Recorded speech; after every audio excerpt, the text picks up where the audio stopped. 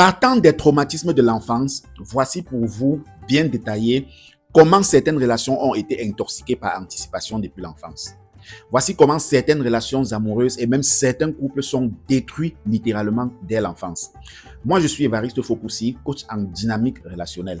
Aujourd'hui, nous allons parler d'un sujet extrêmement profond parce qu'il explique pourquoi certaines personnes aiment de manière excessive, pourquoi d'autres fuient l'amour, pourquoi d'autres ou alors certaines relations deviennent toxiques, destructrices, épuisantes. Et surtout, on va voir pourquoi certaines personnes répètent toujours les mêmes schémas amoureux sans jamais comprendre ce qui leur arrive réellement. Beaucoup pensent que les problèmes relationnels commencent à l'âge adulte. Pourtant, dans énormément de cas, les vraies racines du problème sont beaucoup plus anciennes. Elles remontent parfois à l'enfance. L'enfance est la période où le cerveau émotionnel apprend ce qu'est l'amour, ce qu'est la sécurité, ce qu'est l'attachement, ce qu'est la confiance, la valeur personnelle même. Et lorsque l'enfant grandit dans un environnement émotionnel non stable, il développe inconsciemment des mécanismes de suivi psychologique qui vont plus tard impacter toutes ses relations amoureuses. Un enfant qui grandit dans le rejet émotionnel, dans le manque d'affection, l'humiliation constante ou dans l'indifférence affective développe souvent une blessure profonde d'abandon. Et une fois adulte, cette blessure ne disparaît pas automatiquement. Elle continue de vivre à travers les relations amoureuses. C'est ce qui explique pourtant pourquoi certaines personnes deviennent extrêmement dépendantes affectivement. Elles ont peur qu'on les quitte. Elles ont peur du silence. Elles ont peur de perdre l'autre. Elles supportent parfois l'irrespect, les humiliations, les manipulations émotionnelles ou même les violences psychologiques simplement.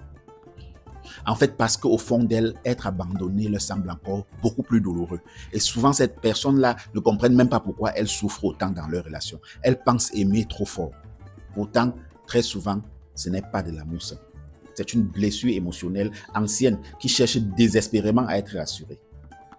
Maintenant, parlons des personnes évitantes.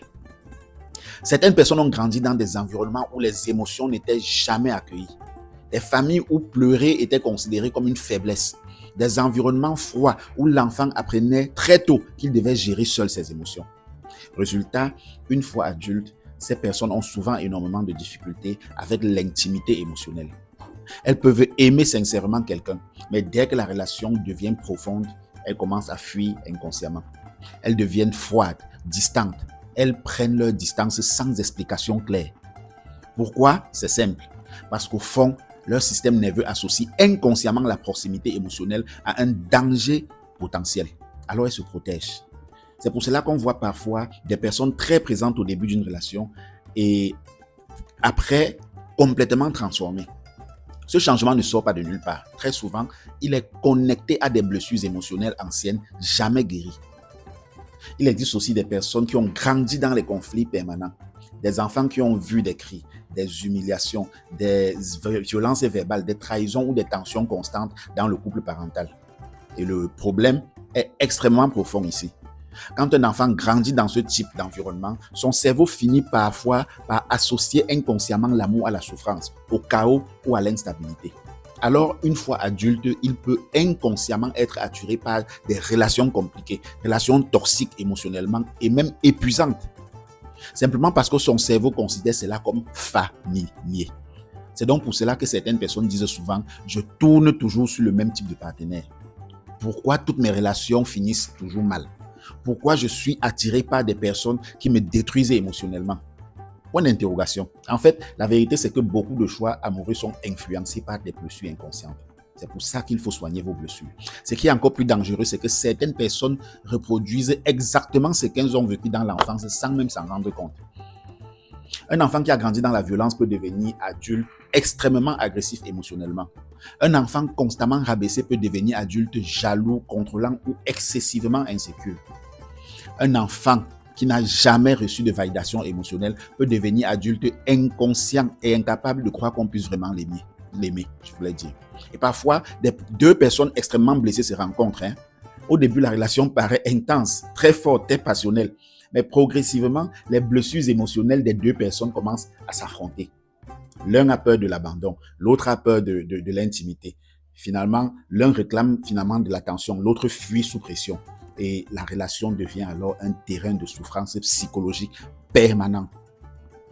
Et c'est exactement pour cela que certaines relations deviennent épuisantes mentalement, parce que dans certaines histoires, ce ne sont pas seulement deux adultes qui interagissent, ce sont aussi deux enfants blessés qui cherchent inconsciemment à survivre émotionnellement.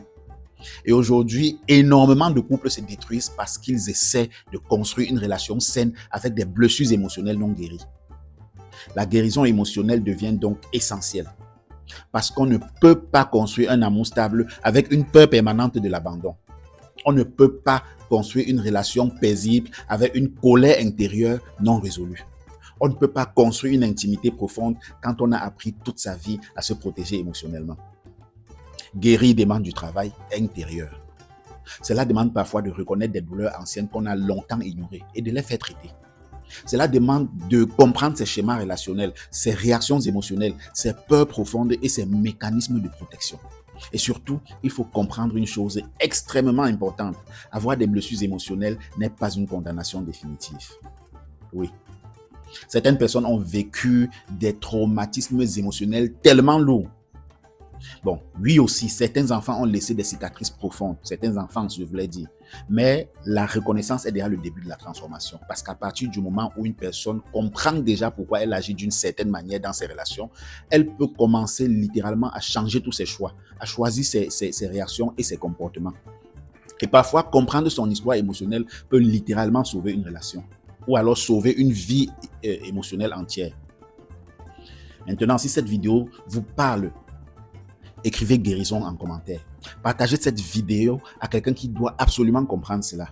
Et surtout, si vous sentez que certaines de vos blessures émotionnelles ou alors certaines blessures émotionnelles détruisent actuellement votre couple, votre vie amoureuse, sachez que j'accompagne sur les problématiques relationnelles. Écrivez-moi directement un message privé et je vous donnerai les modalités d'accompagnement.